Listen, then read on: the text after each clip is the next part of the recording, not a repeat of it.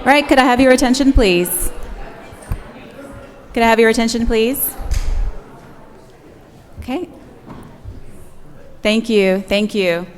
My name is Bonnie Rich, and along with Senator Kennedy, we will be chairing this joint committee hearing from the State House and the State Senate. And to begin, I would like to ask Chairman Nix if he would mind opening us in prayer. Thank you. Let's pray. Father, we pause for just a moment of silence to acknowledge you. Lord, we ask for your presence, for your blessings. Lord, we ask for your wisdom as we consider the information before us. Lord, bless those who will come before us to speak. Give them the calmness and the clarity to make their points. Lord, help us to listen. And Lord, help us to do the things that would honor you in all that we do. In Christ's name, amen. Okay, before we get started, the Georgia Building Authority has asked me to make some announcements. We can have no flash photography or flash video, and no political signs, please. Also, speakers, you will be speaking from the front podium over here. We'll call your names. We're taking you in the order that you signed up, just like we did the last time. And we will call the next two people who will be speaking. And if you will, please line up along the wall there so that we can keep a flow. Welcome everyone. Welcome to our committee members who have traveled from all parts of the state to be here. And welcome also to our members of the public who have taken time to come and give your input. We very much appreciate that and value it. We want to be sure that we're hearing from you all, the citizens of the state of Georgia, and not just elected officials. So we're going to do that through a couple of methods. First is these public hearings. And this is the second one out of 11 that we will hold across the state to hear from the public about redistricting. We have already heard from some of you and from some interest groups about the way that we are conducting our hearings, and we are taking all of that information in, and we are trying to apply the best practices based upon the finances, what we can afford to do financially and logistically. So we are trying to make this as open and available as possible. We have had a lot of interest in this hearing, and fortunately, you are all here present to speak. So we're going to continue our limitation of 2 minutes. I think we have just under 60 people signed up, but we want to make sure that if there was someone who couldn't make it right at 5, that we do not cut them off. So we are going to keep it at 2 minutes each and take you in the order in which you signed up. If you end up not having an opportunity to speak here today, remember that we are going to be having 9 more of these meetings after today. Some of them are in person, and 1 more will be virtual.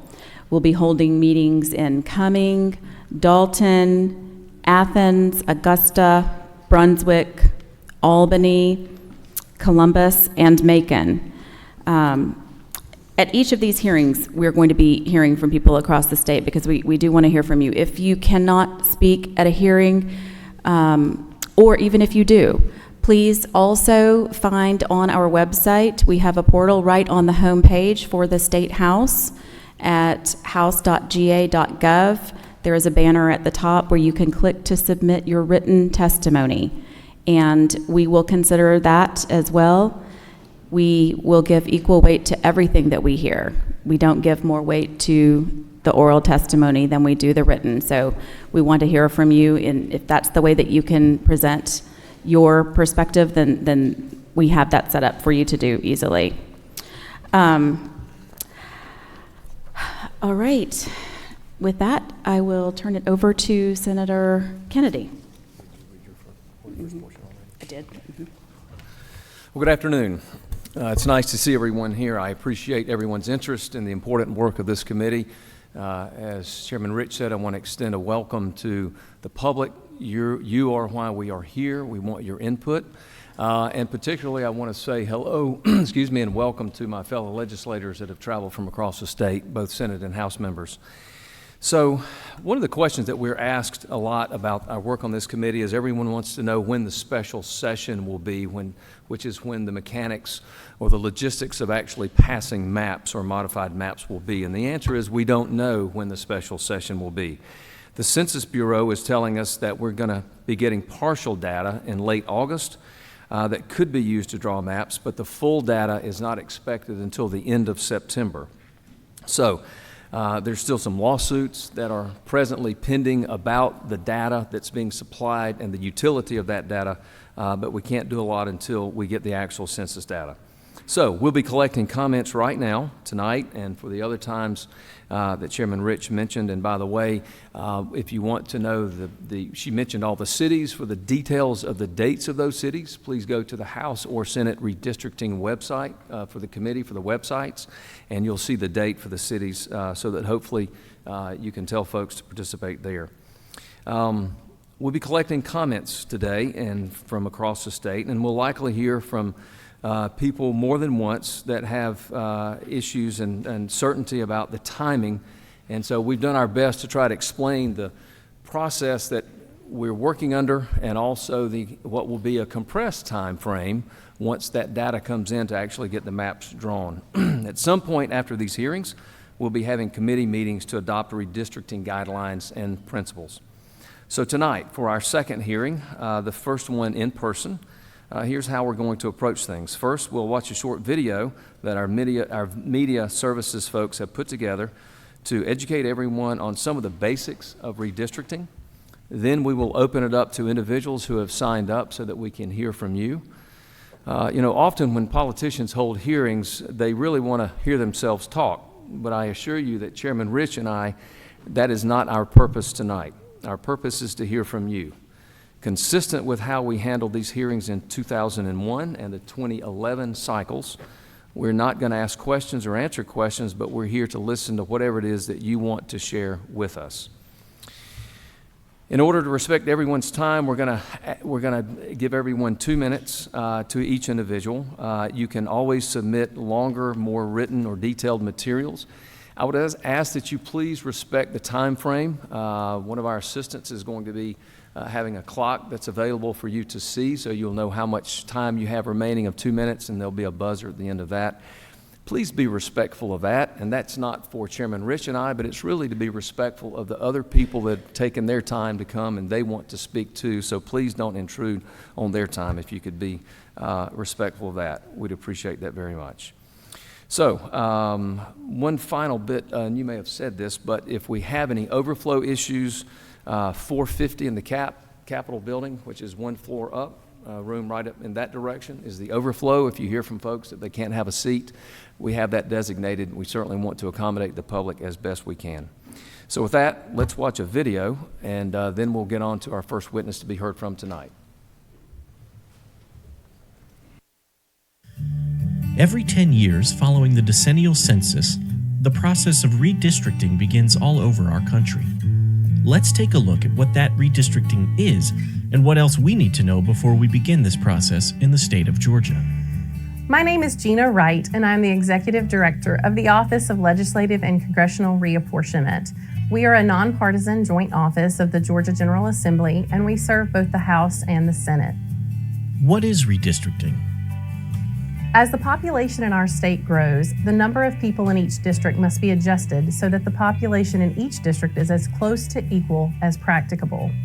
This is done by redistricting, or modifying the boundary lines of the districts. In Georgia, our new 2020 census resident population total is 10,711,908 people. Because of this population increase, each of our 14 congressional districts will need to adjust to have 765,136 people in them. At the state level, our legislative branch of government has 56 state senators and 180 representatives in the state house, elected by districts. State Senate districts will be redrawn to now include around 191,284 people. State House districts will also need to increase in population size to around 59,511 people. In the Georgia General Assembly, there is a standing committee on redistricting in both the House and the Senate. Each committee has a chairman. Hi, I'm Bonnie Rich. I'm chairman of the Legislative and Congressional Reapportionment Committee in the State House. I've served in that capacity since 2019. Since 2018, I have represented District 97, which includes parts of Duluth, Suwannee, and Sugar Hill in Gwinnett County. Hello, I'm State Senator John F. Kennedy, and I represent the 18th District in the State Senate, which includes all of Monroe, Peach, Crawford, and Upson counties, and part of Bibb County and Houston County. I also am chairman of the Senate Redistricting and Reapportionment Committee. What is reapportionment, and how is it different from redistricting? The term apportionment is the act of dividing and allocating representation proportionally. The United States Constitution requires that all 435 House districts shall be apportioned among the 50 states based on population from each decennial census. There is a guarantee of at least one seat per state in the United States House, and a method of equal proportions determines how the other 385 are distributed. Every 10 years, states may gain or lose congressional districts based on how they gained or lost population in comparison to other states based on data from the decennial census. The state of Georgia presently has 14 seats in the U.S. House, and the 2010 census resulted in a gain of 1 new seat for the state following an increase of 2 new districts in 2000. It's common to interchange the term reapportionment with the term redistricting, but the two terms really don't mean the same thing. Reapportionment only occurs at the federal level when U.S. House districts are distributed amongst the states.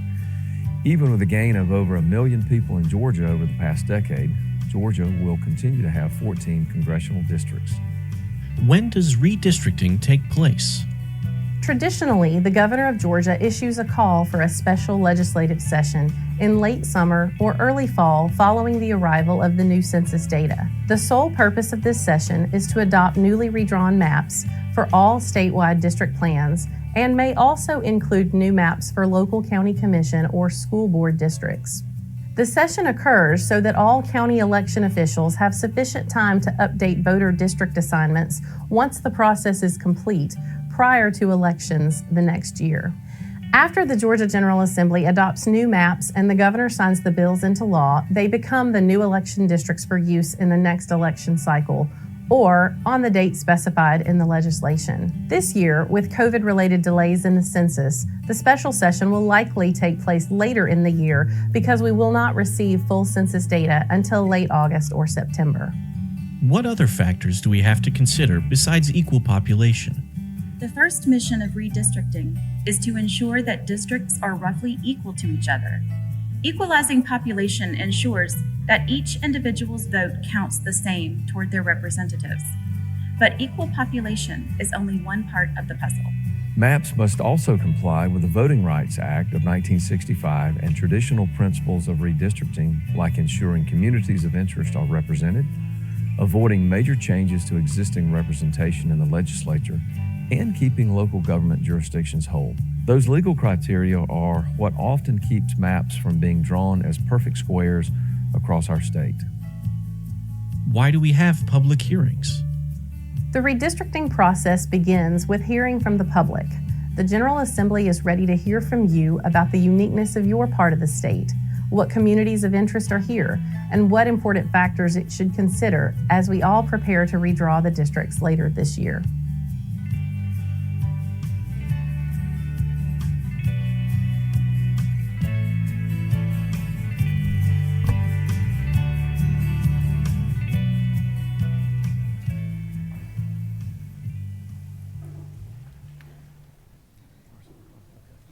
Okay, let me thank the staff for their help in putting that video together.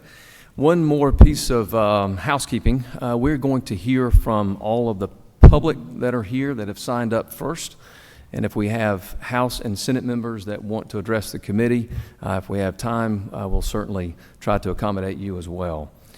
All right, with that, we will go to our first witness, Marcy McCarthy. Yes, in 2 minutes, yes. The floor is yours. Thank you. Yes, ma'am, thank you. Good afternoon. My name is Marcy McCarthy, and I'm the chairman of the DeKalb GOP, representing over 101,000 Republican and right-leaning voters. DeKalb County currently resides in the 4th, 5th, and 6th districts, with the 6th district comprising 45% of our electorate, albeit it is the smallest component geography-wise.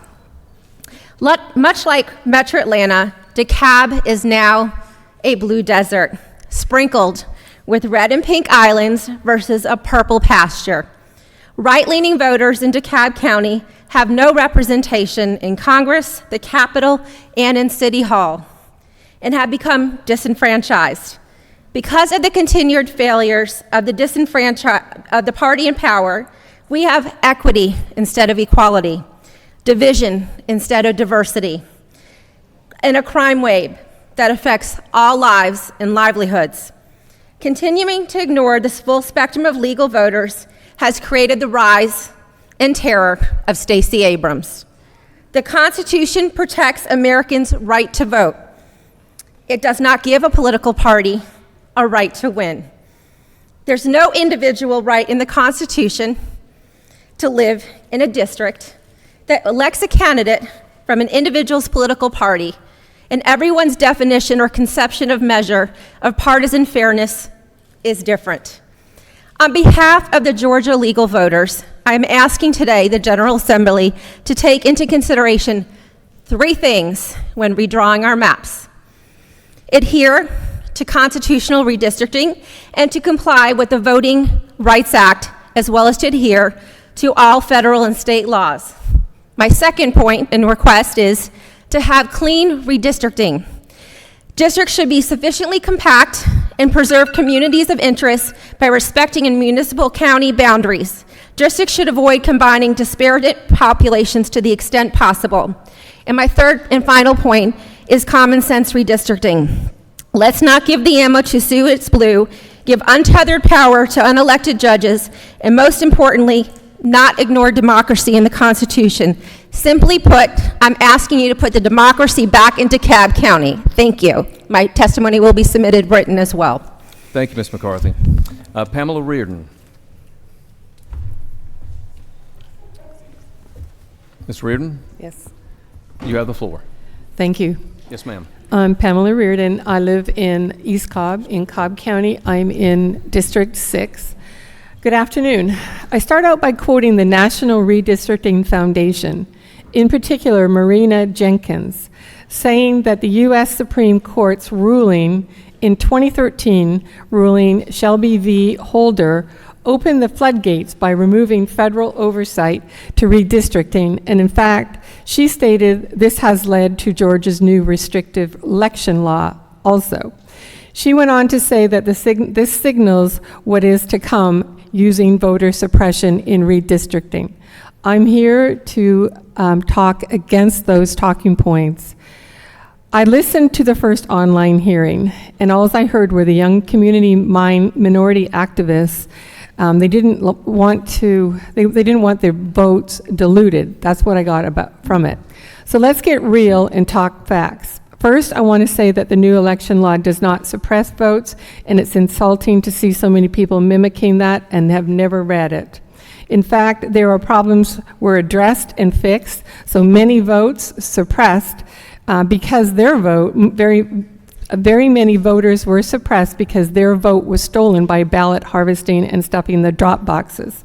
I talked to many of those people, so let's get that over that. Redistricting happens every 10 years in every state to make it fair to equal representation in districts after the census is done. So my vote is not diluted. After or on the time when this is done, you can always go to the state SOS and look up where you are at any time after this is done, or your county Board of Elections website. I'm sure you're not going to dice and slice communities like our prior Democrat majorities have done in the state. I have confidence in you, which it is, I'm not going to let you dilute my vote and keep our communities separate. That's a short 2 minutes. Anyways, thank you very much. In summary, I have trust that you're going to do the right thing. The law and the Constitution is on your side. Thank you, Ms. Reardon. We appreciate your comments.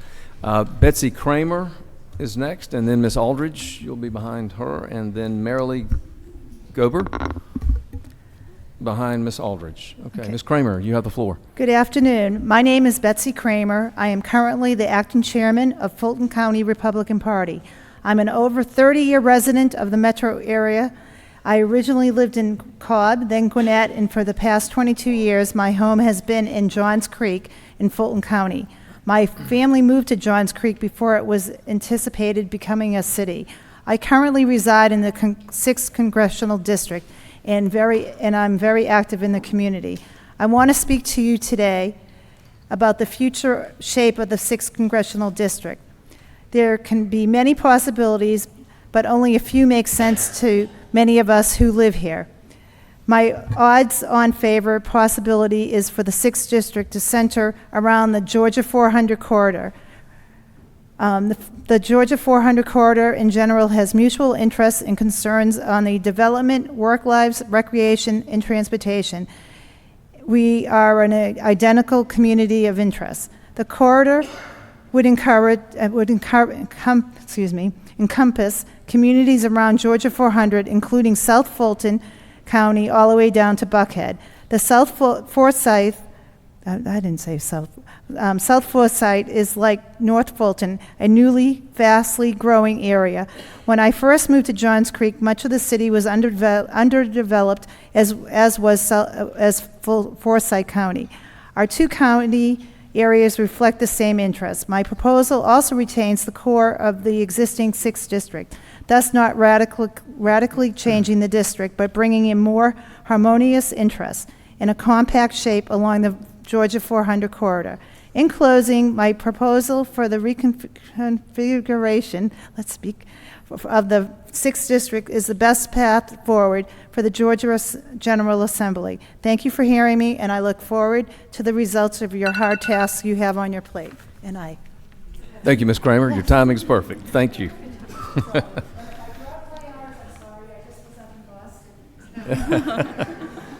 We understood most of it. Ms. Aldridge. Yes. Good afternoon. The floor is yours. Good afternoon. My name is Leah Aldridge. I'm an attorney. I'm a resident of Buckhead within the city limits of Atlanta and Fulton County. And my party affiliation is not really relevant to my testimony today, because today I'm asking you to do your constitutional duty under the United States Constitution and the great state of Georgia, and to determine that Buckhead, Sandy Springs, and Brookhaven are indeed a community of interest whose shared political voice must be protected. We're all aware of the terror that has filled the residents of Buckhead recently. We're afraid of being carjacked in the middle of the day at our local filling stations. We're afraid to go shopping in our local malls. We're afraid of being shot. Our streets are filled with street racers that awaken our families in neighborhoods like Peachtree Park and Buckhead Forest. And plans are underway right now to destroy our single-family neighborhoods and tree canopy. We pay a disproportionate share of taxes, both property taxes and state income taxes, yet the current map robs our community of representative government in the State House, the State Senate, and for the most part, in Congress. When I ran for State Senate against Jen Jordan in the 6th, as a Republican, I won Buckhead. As a Republican, I won Sandy Springs. As a Republican, I won Brookhaven.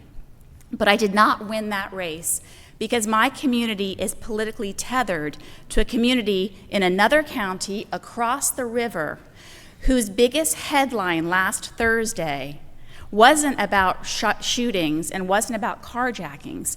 It was about traffic. A traffic problem that occurred when a Red Bull truck got dislodged in the covered bridge in Smyrna. I urge this committee to draw Buckhead, together with Sandy Springs and Brookhaven, into a district where the majority of her population will have representation that reflects her values and will be responsive to her needs. Thank you. Thank you, Ms. Aldridge. Marilee Gober.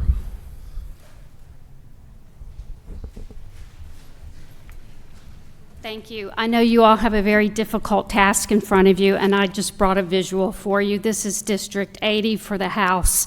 And I know it's very difficult, especially in rural areas, to be dividing up for the House districts, but at least in the metro areas, I would ask that you all respectfully consider, to the extent possible, to not divide communities, cities, counties, and school systems, because we all have different needs in these communities and counties. And as you can see, my District 80 has been divided for the last 10 years between Fulton and DeKalb, and our school systems have been divided, our cities, our communities. So to the extent possible, thank you very much for your consideration of putting at least the metro areas in their communities together. Thank you, ma'am. Anna Dennis. Ms. Dennis?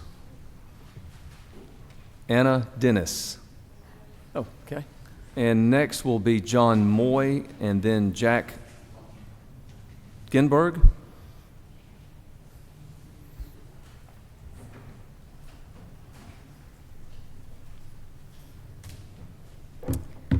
Good afternoon, committee and members. My name is Anna Dennis. I'm the Executive Director for Common Cause Georgia. I'm also an over 30-year resident of Fulton County, and my family has actually been in this district since the turn of the century. We've always lived in the Westview area, and I've always been educated with the Atlanta public school system, if everyone wondered. So I'm here to talk about the transparency of this type of hearing. So I'm going to go ahead and get started. If we're going to be expected to live with these district lines for the next decade, the process needs to be transparent and include plenty of options for public input. There needs to be remote options for testifying at every public hearing. There also needs to be other options using other web-based services like Zoom, WebEx, Microsoft Teams, Google Meets, and we also need language access and ASL interpretation. No Georgian should be left out of this process. There also needs to be multiple in-person and virtual hearings across the state that actually fits in with days and timeframes that most Georgians can come and testify. I am a working mother. I have to go pick my daughter up from daycare. Other people do not have the privilege that I have to be standing here today. That's not fair. Also, the committee should provide access to the data so we can see when the drafts of the maps. We also should be provided with a written report explaining the justification for decisions that divide communities, municipalities, and counties.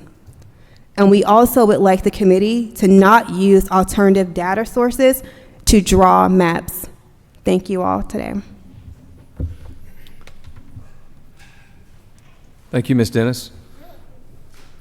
John Moy.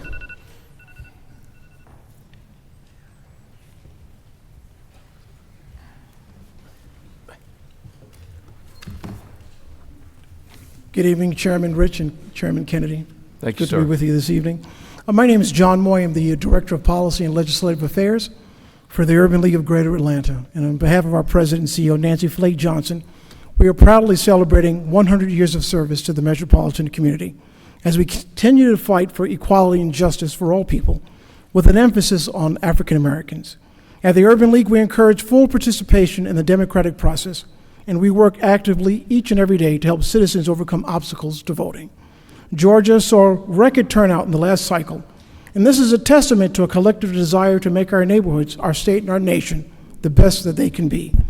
The Urban League of Greater Atlanta calls for real transparency throughout the redistricting conversation, and we call for an end, Mr. Chairman, to racial gerrymandering. We are here to remind you that as stewards of the redistricting and reapportionment process, it is your responsibility to ensure that this process is fair, transparent, and inclusive of the many voices that you have been elected to represent. In this modern age, it is appalling that voters cannot go to a website that clearly describes the guidelines and expectations for the redistricting process, yet this is currently the case. The guidelines and criteria posted online are out of date, and no announcement has been made about when the maps or plans will be available. The public, Mr. Chairman, deserves better. We are here today to voice concerns of a possible discriminatory Georgia General Assembly strategy that undermines minority voting strength and ongoing changes in the Georgia electorate. And once again, all eyes, Mr. Chairman, are on Georgia. So let's change the narrative. We are depending on you to be fair, just, and law-abiding as you hold the power to determine a critical aspect of our state's future for at least the next 10 years to come. Thank you, Mr. Chairman. Thank you, Mr. Boyd. Jack Ginberg. And then Mr. or Miss, I can't make out the first name, Solvany, and Bill Cobb after that. Yes, sir. Floor is yours. Hello.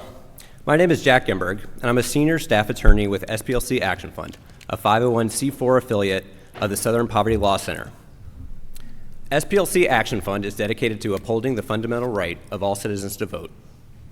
In our June 15th virtual town hall testimony, we strongly encouraged the redistricting committees to provide community members an opportunity for meaningful input before the committees enacted their redistricting plans. The city of Atlanta has a population of over 450,000 people, a majority of whom are people of color. Many attend one of Atlanta's historically black colleges and universities. In its past redistricting plans, Georgia State Legislature diluted the strength of Atlanta's black voters by creating districts in which they could not elect their preferred candidates in violation of the Voting Rights Act. Georgia's state government is controlled by one party, but there are multiple political views that are represented in our state. The redistricting process needs to respect and reflect that. And the process needs to include all Georgians. We are disappointed that the committees have thus far not accepted the suggestion we made in our June 15th testimony to provide information in languages other than English so it is accessible for the over 100,000 Georgians with limited English proficiency. When information regarding this town hall was released only in English, those Georgians were not included. Given our 2-minute time limit, I will discuss additional suggestions to make this process fair and more inclusive tomorrow and coming. Chairman Rich and Chairman Kennedy, you stated you would not answer questions, but I hope you will reconsider. I will close with this question. Will you commit to providing information about the redistricting process, including these town halls, in languages other than English? Thank you for your, Mr. Ginberg, thank you for your comments. All right. Solvany, I'm sorry, I'm having trouble making out the handwriting. Mr. or Miss Solvany? Okay. We'll come back if you're in the hallway and you hear me, we'll certainly get back to you. Next is Mr. Bill Cobb, and then Mark Bogar behind that. I hope. If I may, for those whose names are called and you're on deck, if you will please line up along the wall so that we can keep the testimony moving in a more efficient way. Thank you.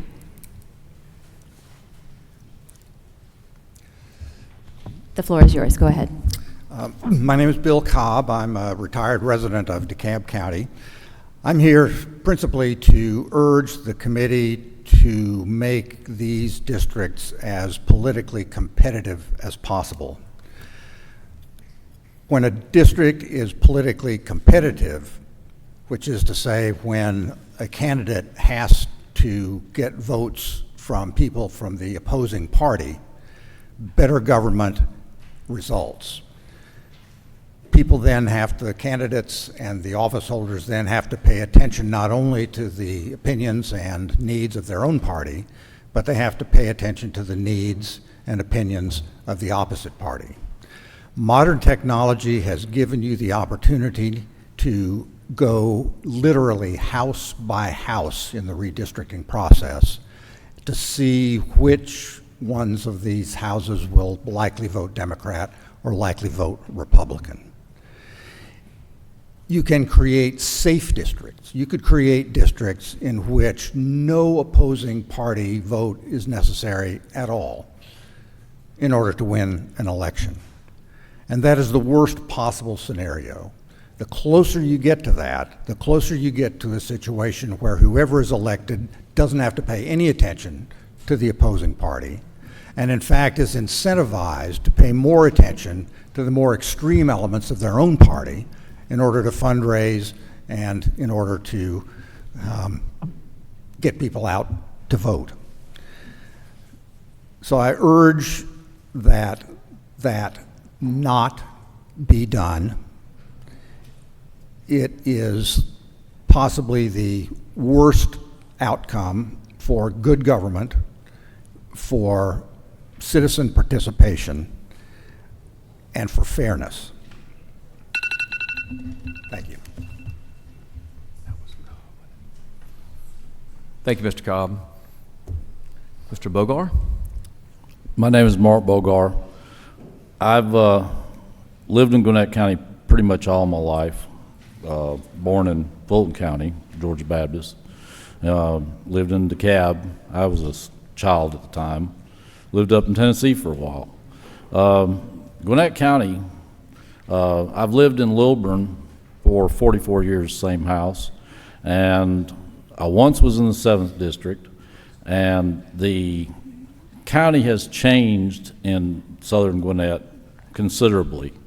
It has, when it got redistricted, it really represented pretty much what had happened. I hardly have any neighbors anymore that are original to me, and that's fine. And it seems to be changing every day. I'm a precinct captain. I've been a delegate for over 10 years, and what I'd love to see is that I would be able to have a little less of a challenge trying to, get people to listen. So the bottom line is I would just love to see y'all maybe take some of, Walton County or, more of Noonan, something where we kind of get a bigger slice of the pie. I mean, I realize Gwinnett County is pretty big, but as it is, we sort of feel as if, at least I do, I feel very disenfranchised, by the fact that I got severed off the rest of Gwinnett County. I was 7th District at one time. So anyway, just take that into consideration to try to expand our base a little bit better, because it's very challenging, to say the least. Thank you. Thank you, Mr. Bogar. We appreciate you being here. Andrea Young is next, and if Harold Franklin and Ross Llewellyn would come on up as well to be behind Miss Young, Andrea Young.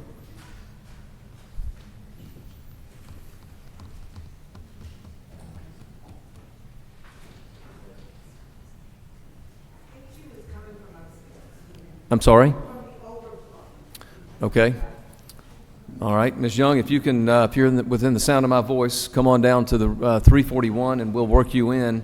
Mr. Franklin, is that? Ross. Yeah, yes, okay. Mr. Llewellyn, go ahead, and Harold Franklin, if you'll come on up as well. Mr. Llewellyn, please go ahead and start, and you have the floor. Thank you. Howdy, y'all. My name is Ross Llewellyn. I was born and I live in Atlanta. I am concerned and worried about this redistricting process. Seeing examples in other states like North Carolina in recent years put into laser-sharp focus the lengths to which partisan priorities can distort what should be an effort to uphold basic democratic principles as our state grows and changes. We're at a significant low point in our collective confidence in our institutions, including our government at the national, state, and local levels. We had a riot in the DC Capitol that we probably don't even have enough political unity and will to investigate to understand the problem. My point in this is to say that the choices made in this redistricting process will affect this confidence one way or another. My goal in my remarks is to cement this reality in the lawmakers before me. What would give me confidence is knowing that thoughtful metrics will be agreed upon beforehand and used to prevent advantaging one party over another in this process. I want to know what you would do to prevent packing and cracking these concepts that are used that constitute what gerrymandering can be. This isn't a game to win points on your pet political cause, even ones I care about. This is the fabric of our state democracy. And so if you're gerrymandering, you're continuing this nosedive we're currently experiencing in the confidence in our institutions and risking the foundation of our stable society. So I urge you to consider this. So thank you. Thank you, Mr. Llewellyn. Ms. Young? Ms. Young, you have the floor. Yes, thank you very much, and thanks so much for the opportunity to speak to you today. I'm Andrea Young, Executive Director of the ACLU of Georgia, born in Thomasville, Georgia, and raised in Atlanta, so I'm a daughter of this state. At the ACLU of Georgia, we stand for the right of every American citizen living in Georgia to have easy and equal access to the ballot. District maps must be drawn fairly. I've seen unfair maps play out in front of me when my dad, Andrea Young, was drawn out of the 5th Congressional District right here in Atlanta following the 1970 census. The greater Atlanta area has become even more diverse over the last 10 years. Preliminary data shows that while white voting population in the greater Atlanta area grew by only 3.7%, Black voting age population grew by 24.3%, Asian voting age population grew by 36%, and the Hispanic voting age population grew by 10.2%. Atlanta's dense population means that small manipulations in the way that districts are drawn can weaken the power of voters of color. As you think about drawing districts, I ask you to consider, how would you draw districts if you believed that Black voters had elected leaders that created prosperity for Georgia? How would you draw districts if you believed that white and Black citizens working together made the decisions that resulted in the world's busiest airport? How would you draw districts if you believed that the leaders elected by Black voters brought the Olympics to Georgia, bringing people from across the globe, across Georgia, from Metro Atlanta to Columbus to Savannah?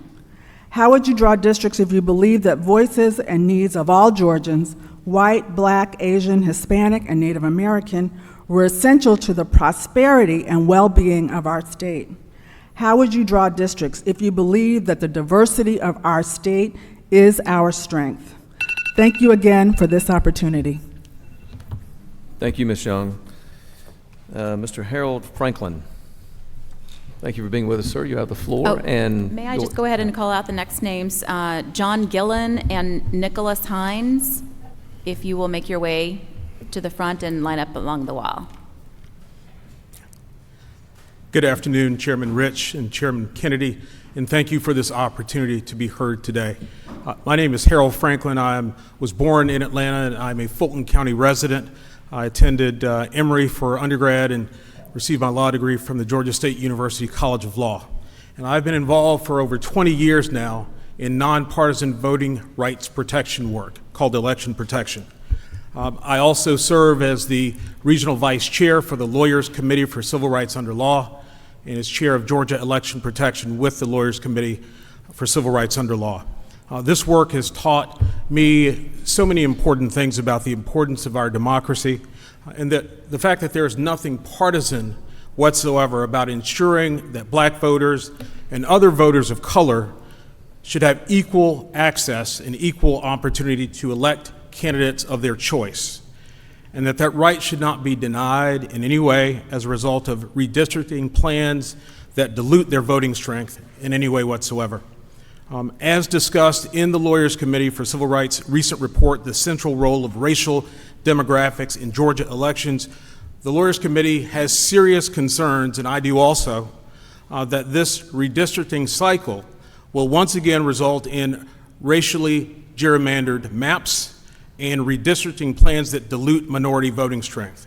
This report is available at the Lawyers Committee's website at www.lawyerscommittee.org, and I submitted it to the committee with my written comments. These concerns are justified given recent examples of mid-decade redistricting bills introduced by the Republican members of the Georgia legislature, and they include House Districts 105 and 111 in 2015, and House Districts 40 and 111 in 2017.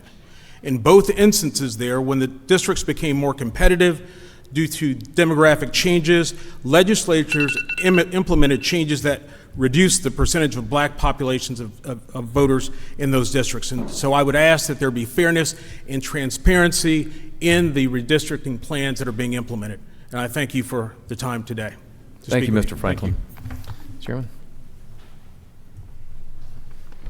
All right, Mr. John Gillen, if you'll make your way to the podium.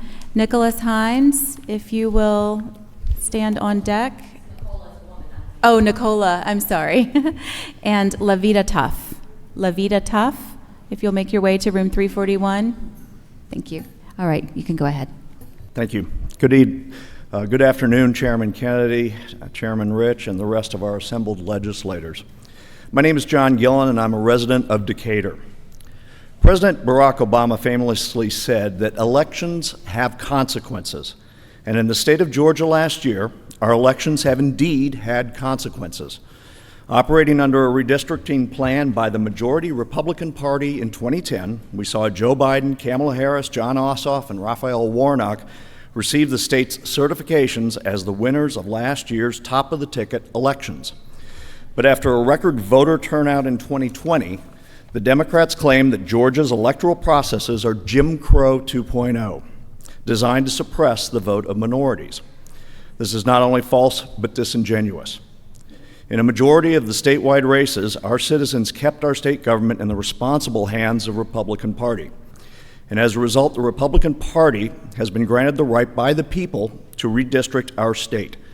Democrats will cry and scream about the unfairness of the Republicans managing the process. But again, elections have consequences. Truth be told, Democrats, if the shoe were on the other foot, would cram through partisan redistricting to the very limit right now. We are witnessing a unique time in our country's history, where the Democratic Party is clearly trying to create a one-party nation through widely promoted or attempted power grabs like usurping states' rights through the passing of the unconstitutional H.R. 1, adding D.C. and Puerto Rico as states, abolishing the Electoral College, eliminating the U.S. Senate filibuster, and packing the Supreme Court. We can rest assured that Stacey Abrams and her army are trying to effect change in our state that is reflective of the national one-party objective. I encourage our state to fairly and equitably redistrict our state for the next 10 years in a manner that will accurately reflect the political character of our great state. Thank you, Mr. Gillen. Ms. Hines. And then Lavita Tuff, you're next. If Salik Sohani can make your way to the front and line up along the wall. Thank you. All right, you may proceed. Good evening, everyone. My name is Nicola Hines, and I am a resident of the city of Atlanta right here in Fulton County for the past 8 years. I'm also the president for the League of Women Voters, Atlanta-Fulton County, and a board of directors for the League of Women Voters of Georgia. Redistricting is making Georgia lawmakers of both political parties have used the opportunity to engage in creative map making to protect the incumbents or weaken political opponents. Hence why I'm here asking for fair and transparent mapping. Our first 3 words in our Constitution is, "We the people." And even though that phrase has changed over the years, the core meaning means the same. We the people is intended to make sure American voters are the drivers of their government. When we have fair and transparent mapping, it not just gives everyone a voice, it makes a great impact in making sure that the people at the table who represents our communities are representing their communities. That they, every step of their, sorry, I'm going a little separate there, okay. It's basically, if we have fair mapping, we have representatives that show and shares an interest in our communities. We have to make sure that not just where I live right now, Fulton County, but all of our small towns and small communities also have a voice. That their communities are not broken up, that they can understand who their district's representatives are, who our congressional districts are. When we redistrict, we also have not just community congressional lines that we deal with, we also deal with education and other resources that are normally affects our day-to-day lives. So once again, I ask that we use fair and transparent mapping to ensure that the representatives value the diversity of the community they represent. We, the people, are just asking for fair and transparent mapping. Thank you. Thank you, Ms. Hines. Ms. Levita Tuff, if you'll take the podium. Has Salik Sohani come into the room? Okay. If Dante Thompson will make your way also to room 341 and line on the wall. All right, Ms. Tuff, the floor is yours. Thank you. Good evening, everyone. My name is Levita Tuff, and I'm the Policy Director at Asian Americans Advancing Justice Atlanta, and I have the pleasure and honor of standing here today to represent the Georgia Immigrant Rights Alliance. I come today once again to ask you to take into consideration ways that you can accommodate limited English proficient Georgians. 1 in 10 Georgians is an immigrant. And on 2 separate occasions, we have tried to speak to the chairs of this committee about the growing need and concern around language access, yet those cries have gone ignored. What we do know is in places like Gwinnett County, that's a Section 203 jurisdiction, Spanish is required for elections, yet tonight, there was nothing in Spanish. There were no translators. There were no interpreters. There were no services provided to the LEP Georgians who deserve to be here and be a part of this process. 41.3% of Georgians are LEP, and yet tonight, you ignored them. You left them out of this process.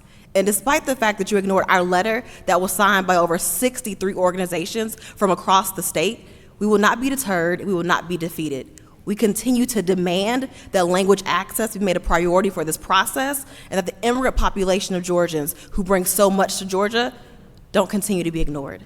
Thank you. All right, thank you, Ms. Tuff. Mr. Sohani. And if Michael Braun, B-R-A-N-N, will make your way. Thank you.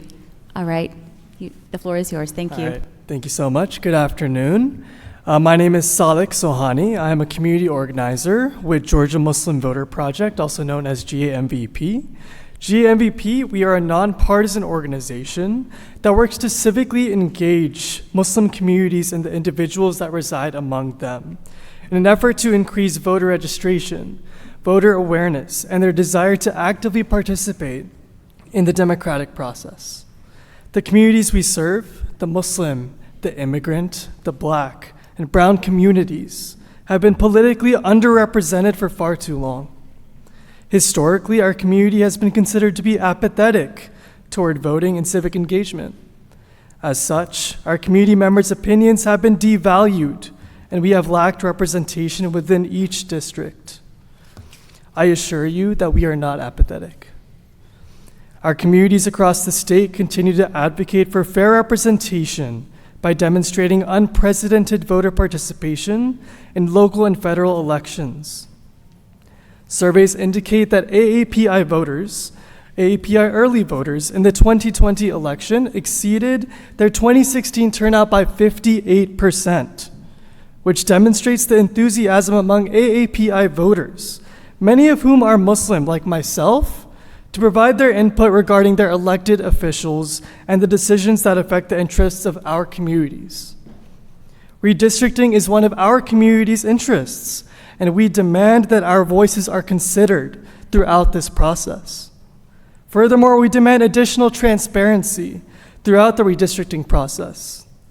Our communities seek to be actively involved within redistricting. However, information about public town halls, the upcoming special redistricting session, census data, and draft maps has been virtually non-existent. We demand this information be widely disseminated among our communities and be made accessible to all Georgians, regardless of their background. Thank you very much. Thank you, Mr. Sohani. Mr. Dante Thompson, and then Michael Braun is behind. All right, Maria Palacios, if you will make your way to room 341. Thank you. All right, you may proceed. Good evening, everyone. To the honorable members of the Joint Reapportionment and Redistricting Committees, my name is Dante Thompson. I'm the chair of the DeKalb Young Republicans. I reside in the 5th Congressional District. I'm here today to represent the interests of the DeKalb Young Republicans and to speak to their concerns the concerns shared by my members. Currently, DeKalb County offers only a Democrat delegation.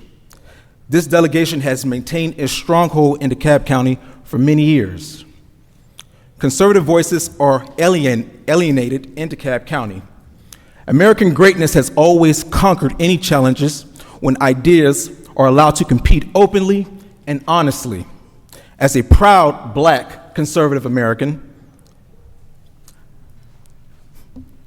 I ask this honorable members of this committee to respectfully consider more opportunity for conservative voices to have a meaningful representation within DeKalb County. A one-party rule is detrimental and ultimately does not advance the interests of the communities. DeKalb County desperately needs a balanced approach that allows for more competition. No voices should be left out. All should be included. I ask this committee, when we're drawing our maps, to consider an equitable balance. As the district lines exist now, no conservative had the opportunity to compete in DeKalb County. I appreciate the time and consideration this committee will give to this process. Thank you for allowing me to speak. Thank you, everyone. Thank you, Mr. Thompson. Michael Braun is up next. And do we have Maria Palacios? Okay. And next after Maria will be Linda Chapman, Chapman, I believe. All right, you may proceed. Thank you, Madam Chair, and thank you to the rest of the committee for this opportunity to speak. My name is Michael Braun, that's B-R-A-U-N, and that's not an admonishment of the chair, that's an admonishment of my own handwriting, I'm sure. My family and I live and work in DeKalb County, Georgia. Over the past 6 months, I have immersed myself into the business of local governance, attending city council meetings, studying election law, and volunteering with the DeKalb County Republican Party, where I serve as third vice chair. And while I have engaged with the members of my political community some 4 times since the beginning of the year, the interaction that stands out clearest in my mind was my time as a poll watcher on January 5th, when myself and a Democrat colleague spent 7 hours together in a Clarkston gymnasium and talked about our lives. Despite having different backgrounds, different upbringings, different political alignments, and even different systems of morality, we came together that morning to further the cause of American democracy. Despite having extremely different perspectives on the efficacy of the recent general election, we spoke in a civil, genuine, and eventually even heartfelt manner, glad to be in the presence of an American with different views but a common goal. I hold the members of this committee in great esteem, Republicans and Democrats alike. Your burden as leaders is exasperated by today's style of discourse, a style that's based less on conversations face-to-face in our front yards and coffee shops, and more on the cold divisiveness that translates well onto the phone or computer screen. I know that this committee seeks to do what is right for their people, the American people. And as you make your decisions on redistricting and drawing our congressional maps, I hope my story serves as a reminder that the American people thrive, not when we relegate our differences to specific circles of influence, but when we share and celebrate our differences, face to face, in our neighborhoods, in our offices, and in our polling places. Thank you very much for your time. Thank you, Mr. Braun. All right, next up will be Maria Palacios. After her will be Linda Chapman, I believe. And then next after Ms. Chapman will be Wanda Bailey Jenkins. Okay, you may proceed. Muy buenas tardes. Mi nombre es María de Rosario Palacios. Soy directora ejecutiva de Georgia Familias Unidas. Soy residente de Gwinnett County. Soy votante en Gwinnett County y soy madre de 3. Hello. For everyone who doesn't speak Spanish, in the same manner for many folks who do not speak English, I want to make sure that you're included in this conversation, so I will repeat my intro in English. My name is Maria de Rosario Palacios. I am the executive director of Georgia Familias Unidas. And we are a collective aid organization that serves a lot of the disproportionately impacted low-wage workers that work in poultry processing plants and other food processing plants across the state. I am also a Gwinnett County resident, voter, and mother of 3. What language you speak is the language that you want us to hear and involve ourselves in. The redistricting process is not accessible to monolingual Spanish speakers, of which there are many, not just in Gwinnett County. However, it is mandated from December 5th of 2016 when the Census Bureau Director directed Gwinnett County under the formula of Section 203 of the Voting Rights Act to incorporate Spanish language access into voting. These processes are democratic processes of our republic that are necessary for every single person to be able to be involved in. The greater Atlanta area includes Gwinnett County, and there is no Spanish language access here. My family, my friends, my loved ones cannot access this meeting today. And it's ironically enough, my twins, who are 5 years old, were required in Gwinnett County to test out of ESOL requirements despite the fact that they were born in Cumming and raised by a mother like me, whose first language is actually English. And so I ask you, if you felt lost at the beginning of this conversation when I introduced myself, consider about the many democratic folks who are listening to this in English and cannot understand and involve themselves. Thank you so much. Thank you, Ms. Palacios. Ms. Linda Chapman. After that will be Wanda Bailey Jenkins. Has Ms. Jenkins come to the room? Okay. And then after that will be Cynthia Battles. Ms. Cynthia Battles, if you'll make your way to the wall next to the podium. Thank you. All right, you may proceed. I want to thank you all for holding this meeting and for allowing the public to speak. My name is Linda Chapman. I am one of the few actually born in Atlanta, Georgia. I grew up elsewhere, but I returned after college. I have a pharmacy degree from Auburn and a law degree from Emory and a master's in healthcare policy. I live in the Garden Hills community of Buckhead, in that neighborhood, and this is in Fulton County, city of Atlanta. And I feel as if I'm in an island. I don't know who represents me. I've been active in various community, civic, church, political activities since about 1990. I raised 3 sons here, 2 of whom still live in the city. I want to speak personally. I want to speak about the community of interest that exists where I live. And as you know, the Buckhead community is currently looking at de-annexation. I am not taking a position on that. What I am saying is that please consider Buckhead as a community of interest. And over the years, as I've gone to church, shopped in grocery stores, taken my kids and played baseball and things like that, when they played NYO at Chastain, we sat on the sidelines with folks from Sandy Springs. We share a community of interest. Split, it's very difficult. I personally have lived in both the 5th District under John Lewis and in the 11th under Barry Loudermilk. The greatest similarities for Buckhead exist with Sandy Springs and portions of the Brookhaven area. We share many of these things. It's difficult to live in an area that is split because we lose our voices. And I think that's what we're all here for, is to have a voice in our government. Thank you so much. Thank you, Ms. Chapman. Next up will be Ms. Bailey Jenkins. Then after that, Ms. Cynthia Battles. And then if Fanika Miller will also make your way to room 341. Fanika Miller. All right, you may proceed. Good evening, everyone. My name is Swanda Bailey Jenkins, and I'm from Henry County. Today, while I belong to many different organizations representing thousands of people, I'm here to speak on behalf of myself, the residents of Henry County, and all the voters of this state. What I would ask of you today is to allow input from the people, to please be transparent in this process. I ask that you would share information with residents. I ask that you not only allow input, but you also consider the impact for the people. I ask that you do not draw lines that would disenfranchise any group. The right to vote is a fundamental right. To make that vote null and void by the redistricting process is an injustice.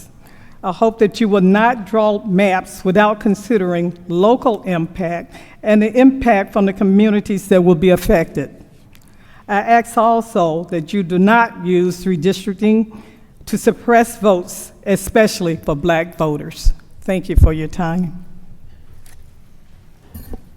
All right, thank you, Ms. Bailey Jenkins. Ms. Cynthia Battles. Has Fanika Miller made her way? Okay. And after Fanika Miller will be James Woodall. All right, the floor is yours. Thank you. Thank you, committee members, chairs. My name is Cindy Battles, and I am the Director of Policy and Engagement for the Georgia Coalition for the People's Agenda, an organization that was convened by the Honorable Dr. Lowry, who was, a hero of the civil rights movement. I am also a proud community member in Sylvan Hills in Fulton County. History has shown us that gerrymandering is a tool used by both Democrats and Republicans to dilute Georgians' power to choose their elected officials.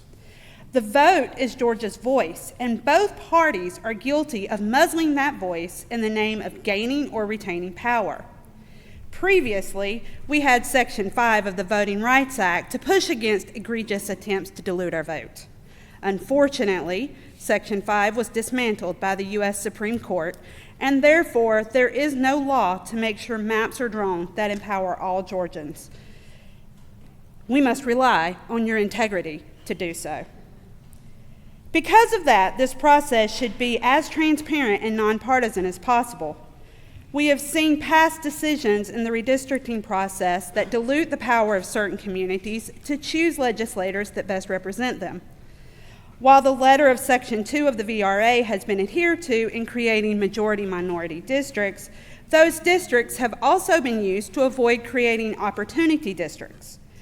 Communities of interest have been divided, mid-cycle changes to district lines made to protect incumbents. The people of Georgia have reasons not to trust this process. If SB 202 was passed to, quote, restore voter confidence, then the redistricting process should be conducted in a way that also restores voter confidence, particularly black and brown voters who have seen decisions made that, deliberately or not, impact their ability to cast a ballot or believe their vote counts. I'm sorry. All of this might be unconscious. All of these decisions might be unconscious and not deliberate. But since we must rely on your integrity, we ask that you make sure to avoid even the appearance of deliberate partisan politics in the redistricting process. Partisan gerrymandering may not be illegal, but it is unethical. And if it is the legislative body's goal to restore voter confidence, they should be working to restore the voter confidence of all Georgians. Thank you, Ms. Miller. Okay. Actually, that was Ms. Cynthia Battles. Now we have Ms. Miller, Ms. Fanika Miller. And has James Woodall made his way to the room? Okay, very good. And then after Mr. Woodall will be Stacy Hopkins, if you will make your way to room 341 and stand next to the podium. Thank you. Thank you. Good afternoon to the committee, and thank you for the opportunity.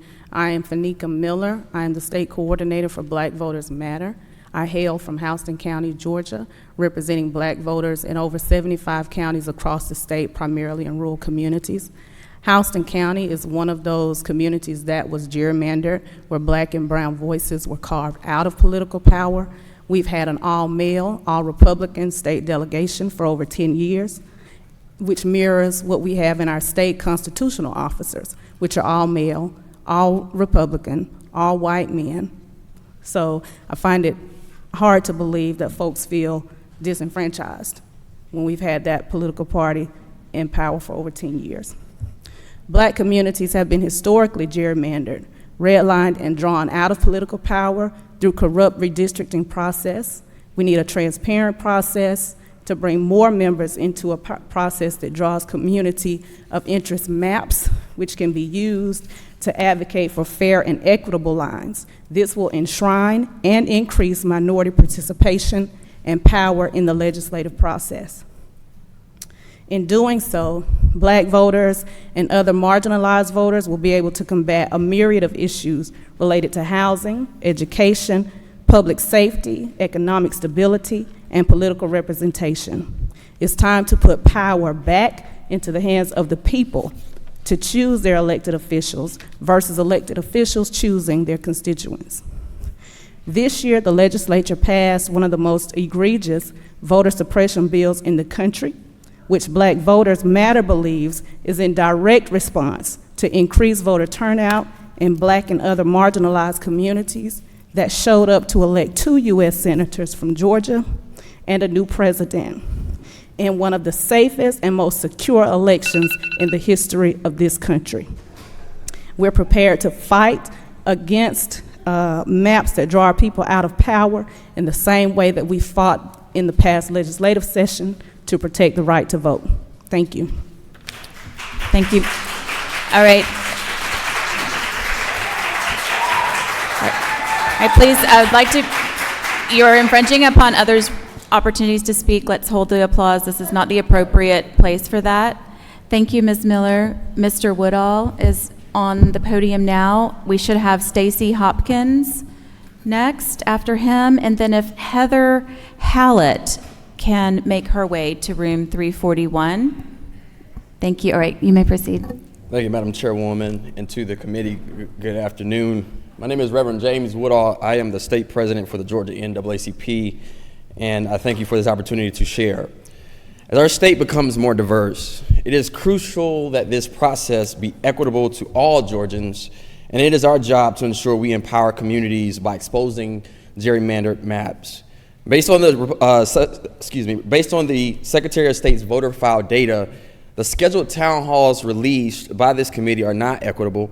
It excludes 7 of the 10 most populous counties in this state, most notably Gwinnett County, the most diverse county in this state, as well as Chatham County, which is home to Georgia's second largest municipality.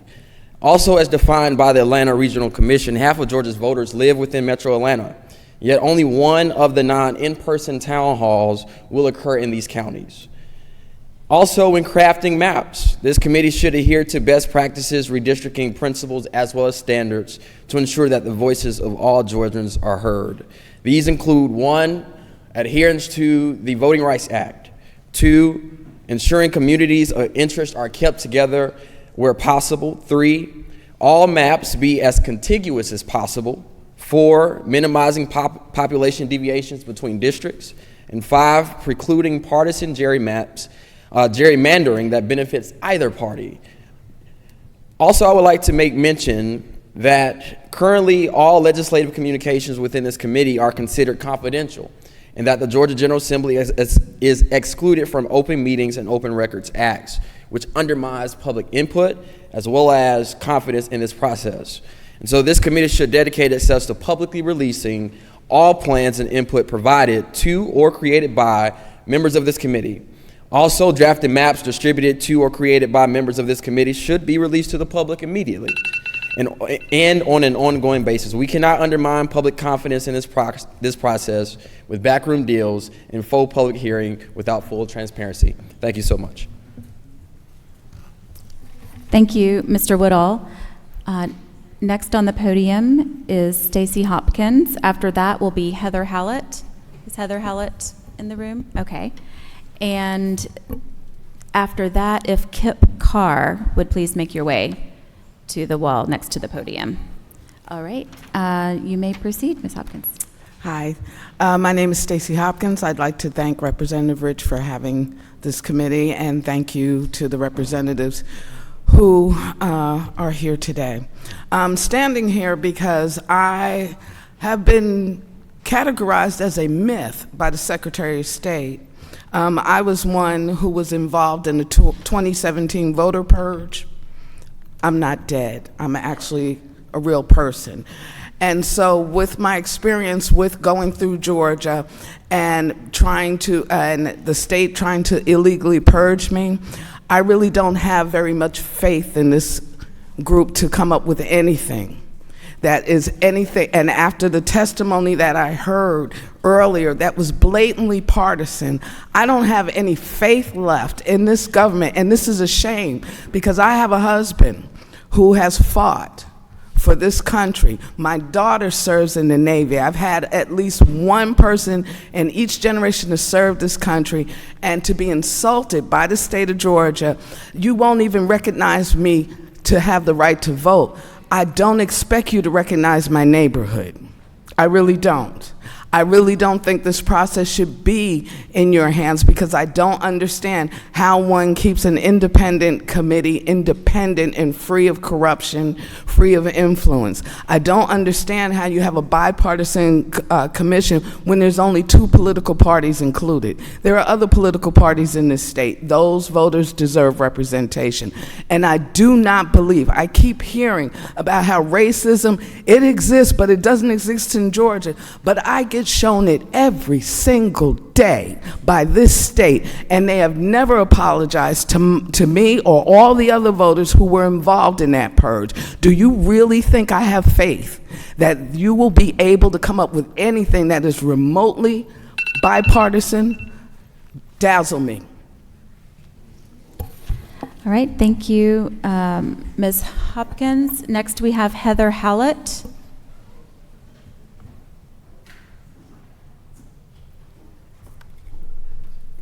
Hello, and thank you for holding this hearing. I am a resident of Atlanta, and just kind of want to zoom out a little bit and offer some comments from Rich McCormack, who in a fundraising email when he was announcing that he was likely to run again for the 6th District Congressional seat, said, "Republicans are in control of this process, and I expect a district that is friendly to Republicans." So with that comment, I just want to point out how damning that is about the process. The previous commenter was talking about the bipartisan process. I think I heard somebody else talk about how elections have consequences. Redistricting should not be one of those consequences. When you have people manipulating lines to keep themselves in power, that is akin to the kids in the sandbox just grabbing all the toys, right? The voters should be protected in this redistricting process. You all are in an impossible situation. It has been done by Democrats. It will be done by Democrats again if they get into power unless we reform this process. There is not a reason in the world for partisan politics to dictate what our district lines look like. The voters should be divvied up. We have computers that Uber can send cars all over the world and pick people up for rides. We have the power to do this in an independent manner. And while I would hope that you guys would do the right thing on your own, the Supreme Court says you don't have to, and so you won't until we reform the process. Those are my comments. Thank you so much. Thank you, Ms. Hallett. All right, Kip Carr, please. Kip Carr, and then Rebecca Deltart will be after Mr. Carr. Good afternoon, Chairman Rich, Chairman Kennedy, members of the House and Senate Redistricting Committees. My name is Kip Carr, and I live in Brookhaven. This is my 8th consecutive month in Brookhaven, and I'm speaking on behalf of myself. I observed the public hearing a couple of weeks ago virtually, and I deeply appreciate the feedback from Georgia citizens, especially the young people. And I found their feedback to be enlightening and informative. This time 10 years ago, and I'm not sure, Chairman Rich or Chairman Kennedy, if your legislative service had begun at that point, I remember at Georgia Tech, the one public hearing that was held in Atlanta, and how countless residents asked that were members of the 5th Congressional District to be put in the 6th Congressional District at that time. And as a result, the lines were drawn to basically reflect the will of the people. In that very same spirit, I would ask that this committee would reject any scenario that would put Congresswoman Lucy McBath of the 6th District, of which I live, and Congresswoman Carolyn Boudreaux of the 7th in the same congressional district. I do not believe that such a move would be in the best interest of the communities they represent.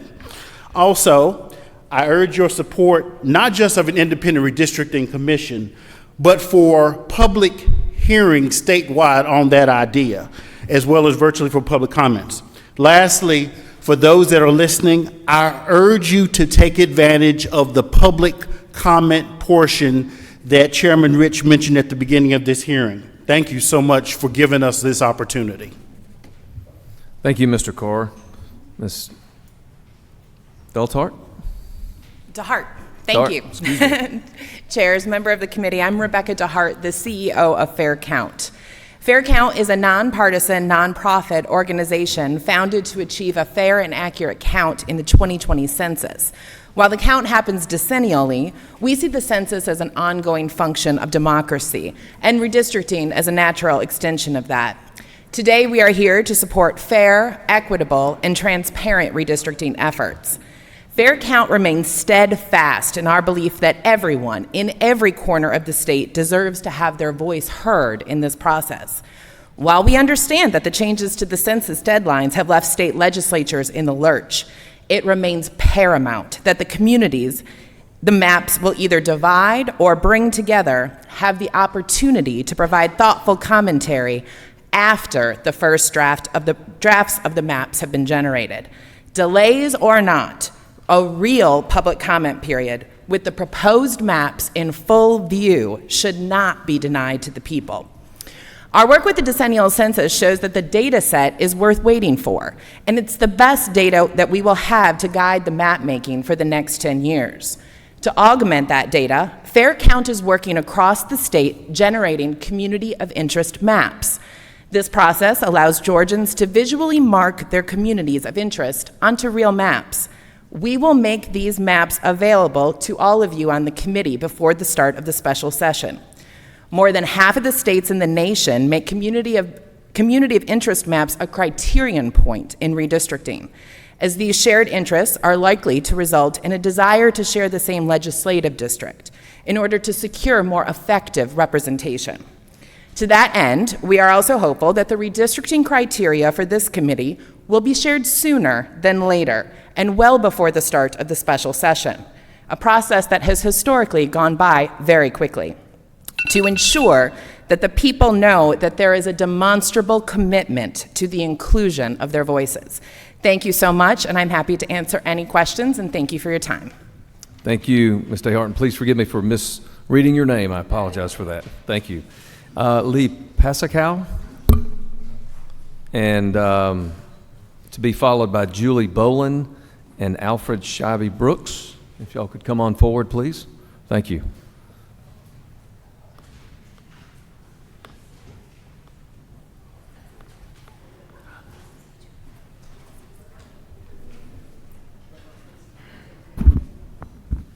Yes, ma'am.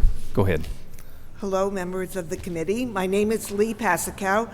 I've been a resident of Decatur for 30 years. I'm in Georgia Senate District 42, Georgia House District 86, and U.S. Congress District 4. I was a census worker during the 2020 census. We worked very hard to provide an accurate count of people in DeKalb and Clayton counties. I urge you to have a transparent process as you draw the maps for 2021. There are numerous examples of gerrymandering being used by both Democrats and Republicans. In 2018, 58% of Georgia candidates for the U.S. Congress, State Senate, and State House had no opponent, and 80% of these races were won by margins of 60 to 100%. Most Republicans and Democrats are in safe seats. My House District 86 really looks like a salamander. I urge you to conduct a fair and transparent process with substantial voter input. Take into consideration, please, that there are many active citizen groups watching and monitoring your process. We will object when the maps dilute community voting power. Thank you. Thank you, ma'am. Ms. Julie Boland. Ms. Boland, you have the floor. Good evening, and thank you for allowing me to speak tonight. I'm Julie Boland. I've lived in Marietta, Georgia for the past 25 years. I'm a board member for the League of Women Voters of Georgia and a member of the Marietta Cobb League of Women Voters. The League is a nonpartisan organization. I'm here today to emphasize the need for real transparency of the redistricting process in Georgia. I understand there's no constitutional requirement for the legislature to make the process transparent, but I hope the committee will appreciate that full transparency is the right thing to do. The decisions made by this committee will affect every Georgian's life for the next 10 years, and all of us have a right to know how the decisions are being made. Here are some ways that I think we can make the process more transparent. First, the committee needs to adopt rules and guidelines for the special session and post them online before the special session begins. All decisions about district lines need to be made in public meetings that are live streamed and recorded. These need to be offered in a format that makes them accessible to people with disabilities and those with a language other than English. While we appreciate the public town halls currently scheduled by the joint redistricting committees, they're not Members of the public do not have enough time or information to be meaningfully engaged. We need to see draft maps that are published as soon as possible, and a process needs to be put in place for the public to submit alternative maps online for consideration by the committee. Every effort needs to be made to draw competitive districts, as the speaker just before me pointed out. Our democracy is harmed when districts are so extremely gerrymandered that only one party has any hope of winning an election. And Georgia's been notorious in past elections for having few truly competitive districts. Thank you very much for your time.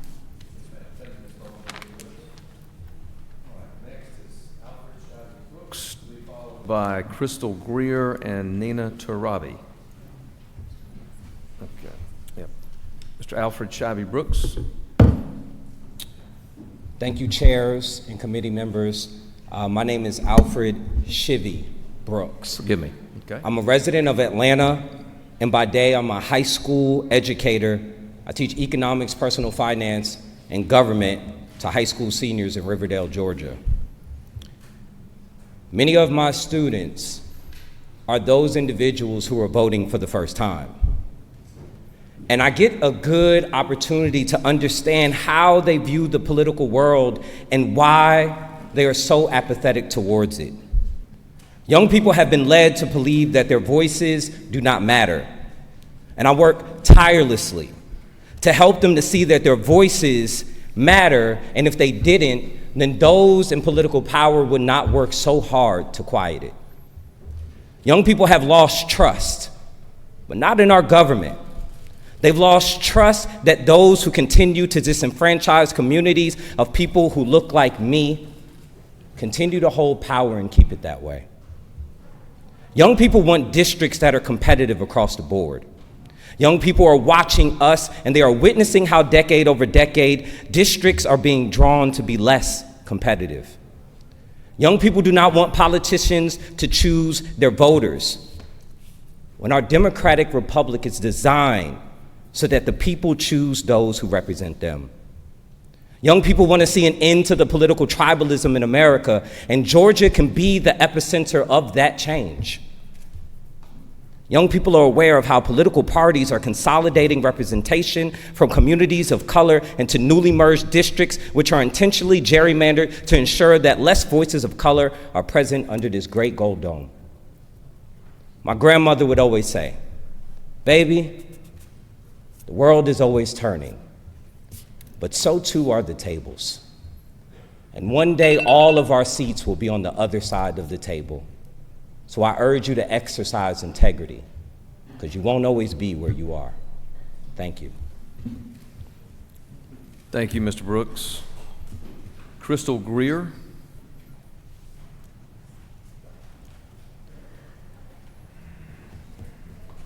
And then we'll have Nina Turabi and then Hannah Joy.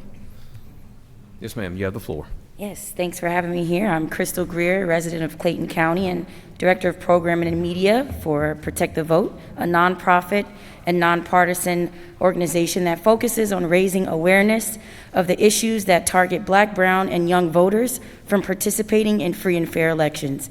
Thank you to the Redistricting Committee for listening at the last meeting and making it easy to submit public commentary for these meetings and making the schedule easy to locate on your website. We've also noticed more tweets coming from the GA Hub and Senate Press Office, so thank you to the comms team as well. We ask that you continue to make this more convenient as people become aware of the special session on redistricting and allow constituents to continue to speak out and include different languages to include all Georgians. Just as we watched the education video on redistricting and reapportionment, we ask that you give grace to those who live in these communities that aren't aware of this process.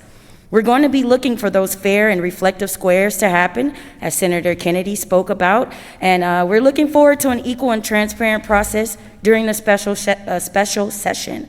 I also suggest we continue to allow for public commentary from all constituents during the special session to ensure we are getting equal representation. If the majority of residents in that district are not being heard or educated about what is going on, there's no way that this process will be fair and equal. Thank you so much for your time, and looking forward to attending the coming meetings across the state with our team to continue participating in this process and spreading awareness. Thank you, Ms. Greer. Ms. Nina Tarabi.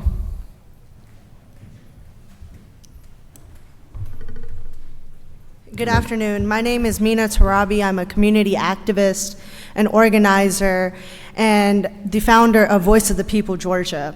In 2020, we saw a wave of new political courage. Georgia had the highest youth turnout and an election said to be the golden standard by a Republican governor and Secretary of State. But then in 2021, voter suppression was in full swing under the guise of so-called election integrity. Jim Crow 2.0 tried to make it harder for communities of color to vote. We saw criminalization and punishment of being Black and being poor. Baker v. Carr ruled that each person who voted became protected under the 14th Amendment and the one person, one vote policy.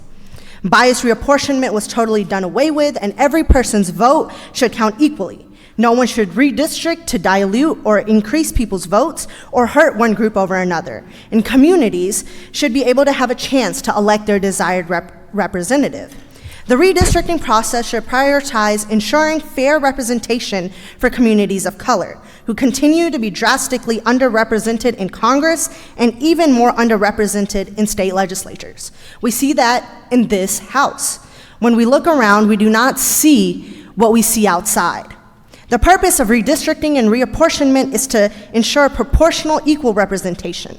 This cannot be possible when the state legislature committee on reapportionment is not representative of Georgia's party alignment. Voter-determined districts are based on the principle that however the voters in a state are divided between the major parties, the districts should be divided in the same way. Redistricting should not be a partisan problem. It shouldn't seek to pit Black legislators against one another. It shouldn't disenfranchise Black communities or make it harder to vote. So I ask the committee, please do your job that you took the oath to do and do it right. Thank you. Thank you, Mr. Robbie. Next is Hannah Joy, and then will be followed by, I apologize, it's Britt Jones, and it's hyphenated. I can't make out the last name, but Britt Jones, and then Kimberly Williams next. Okay, Ms. Joy, you have the floor. Thank you so much. Good evening to the committee and to everyone here, fellow Georgians. My name is Hannah Joy Gebrselassie. I serve as the Executive Director for Protect the Vote, a nonpartisan voting rights organization that was started on the heels of this past legislature session where we saw unprecedented voter suppression. I'm here also as a proud product of Atlanta, DeKalb County, and Gwinnett County, and I've seen our state evolve in so many ways over the years. After that first redistricting hearing, I hope we all noticed something, an uptick of youth voters, young people who came out and spoke their voices. Those voices should not be undercounted. Those voices are the ones that we should be making a priority because they are truly the future. We saw young leaders, young activists, young voters from Students Against Sunny, Civic Georgia, and so many other groups.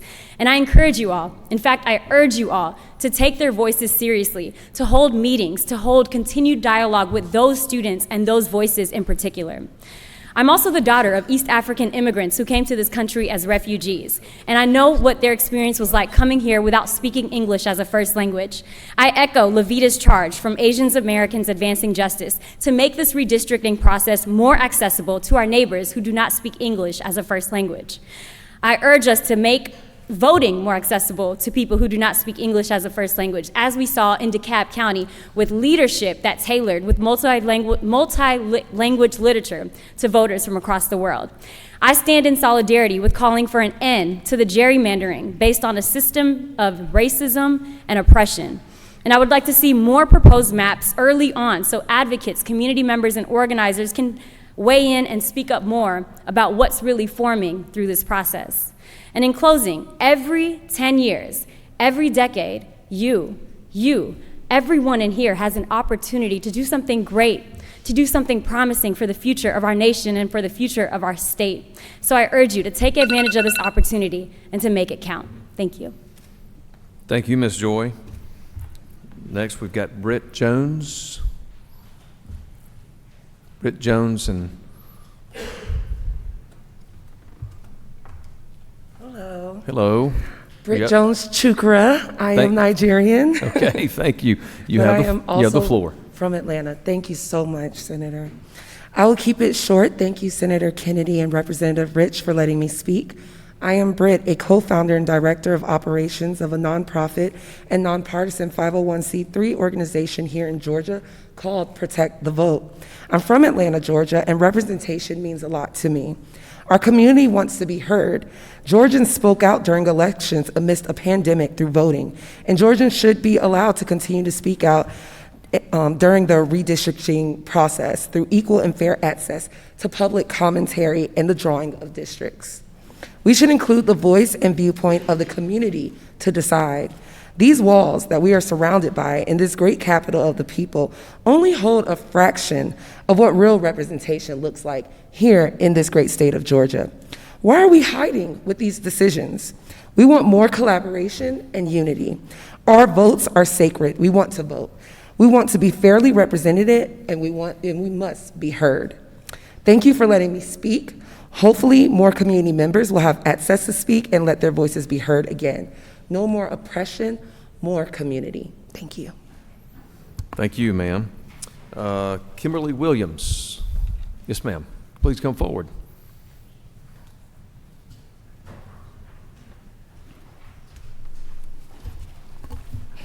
Good afternoon. My name is Kimberly Williams. This is my first time doing this. I'm a little nervous. I have been residing here in the state of Georgia for over a year now, unexpectedly due to the coronavirus and pandemic. I'm here today to defend the voting rights of the people. America has a democracy to protect and uphold. The world is watching us. Voting is a constitutional right. There is no compromise when it comes to who will and who will not be allowed to vote. The voting laws recently passed by Georgia, along with states all across America, seem to attack the constitutional and God-given rights of the American people. If we are to pass laws, we must have evidence of true voting fraud before doing so. Redistricting may add to this obstacle of voting. Georgia needs more ballot drop-off box locations, especially in brown and black communities, not less. Georgia needs more designated voting locations, especially in brown and black communities, and not less. When attending voting rallies, my experience, unfortunately, I'm concerned. The people of Georgia should not be followed home from these voting rallies by marked police cars, nor should they be followed home by unmarked black tinted vehicles with tags that are registered here in the state of Georgia as well as others. I am heavily concerned of voter suppression. True voter reform comes when every man and woman is allowed to vote free of suppression, oppression, and without being terrorized. True voter rights reform comes by, number one, ending the filibuster, number two, putting an end to partisan gerrymandering, number three, ending the Electoral College, Number 4, passing laws in Congress that protect constitutional rights across every state and across the nation. And number 5, holding any government official locally accountable if they attempt to pass laws that would violate the constitutional right of the people. In closing, voter suppression does not occur when all votes are counted, but rather when all voters are not allowed to cast their vote. Thank you.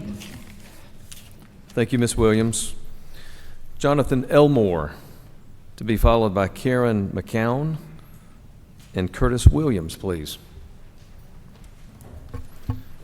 Mr. Elmore, you have the floor. Thank you. My name is Jonathan Elmore. I'm a lifelong resident of Georgia. I was born here. I grew up in Jeffersonville and in Macon. Came to Atlanta in '85 to go to Georgia Tech. Managed to claw my way out of there in 1990. I've been a licensed architect in Georgia since 1998, and for the last 14 years, my family and I have lived in Avondale Estates, and for the last 5 years, I've had the honor and privilege of being the mayor in Avondale Estates. I also happen to be the current president of DMA, the DeKalb Municipal Association, but I'm not here today speaking on their behalf. But what I am here today to do is really ask for 3 things. I would ask that you add meetings to the metro Atlanta area. We had a packed room earlier. Some folks have left, but we got folks upstairs in the hallway. So I would ask that you add more meetings. I mean, this is the entire metro area. I think it's, 13 million people? I don't even know. But, one meeting on a Monday night from 5 to 7, I just don't think that's enough. So I'm asking you to add more meetings. I'm also asking you to add better notification so that more Georgians know about these meetings and all Georgians have a chance to show up and speak that want to.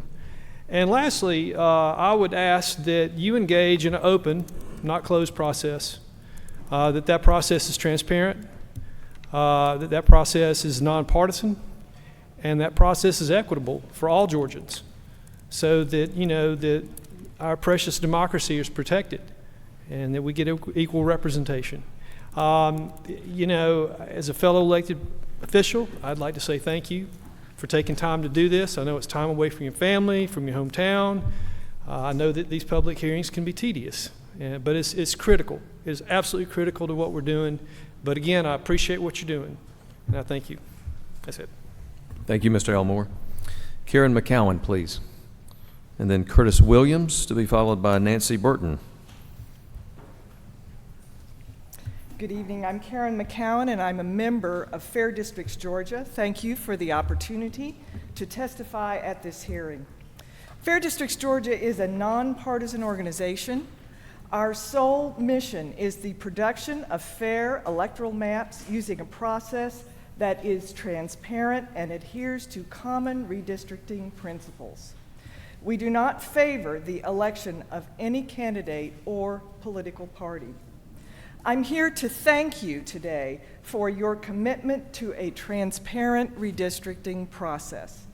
As a part of that commitment, we are asking the General Assembly to eliminate the secrecy surrounding redistricting and for legislatures and their staff to conduct their work in full view of the public. This includes the full, timely disclosure of all data, algorithms, maps, including mapping shapefiles in time for public review and comment, well in advance of legislative votes. I understand that the time frame will be compressed because of the late release of the census data, but I think that this is critical to a fair and equitable process. These principles should not be difficult to adopt. Legislators owe the voters of Georgia a fair redistricting process and resulting fair maps. Thank you. Thank you, ma'am. Curtis Williams. Mr. Williams, Curtis Williams. All right. We'll move on to Nancy Burton. Ms. Burton? Yes. Welcome. You have the floor. Thank you for the opportunity to speak, and I appreciate how much you all are listening to what is being said. I even see some note-taking, which makes me very happy. I've been living in the Atlanta area and in most of the counties in the metropolitan area for a long time. I'll be 82 in November. So redistricting is something that's important to me because I've lived in many of the areas and seen what can happen. One of the things that I really well, let me tell you 3 things I really like. I like it when the communities are grouped together by similarities so that they have things in common and can work toward goals to elect people in their areas and in the state that will be effective for us. Another thing I like is when there's good transportation to all of the counties in each of the districts so that we can get to other counties for meetings. I try to go to, we have 11 counties in my district. I try to go to all the meetings so that I can hear what people are doing and learn to help in my area. The third thing that I really like is escaping my memory cells at the moment, so I'll go to the 2 things. Sorry about that, y'all, I'm old. So I'll go to the 2 things that do upset and annoy me. And one of them is when a district has counties in it that are just half of a county or a third of a county. It's very upsetting not to be able to communicate our goals and our principles to all the people in that county. So it sort of splits the ability to be successful, if you can imagine, in an election and in helping our candidates. Thank you for the opportunity to speak. The last thing is do not redistrict just to exclude somebody who's already elected.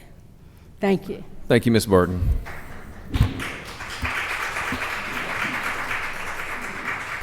Okay, Crystal Greer, you will be next. And then if Kiana Jones and Paul Bolster will also make your way to the front. Is Crystal Greer present?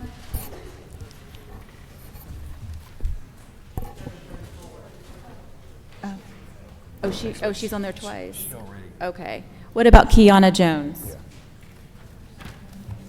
Is Kiana Jones present? Paul Bolster?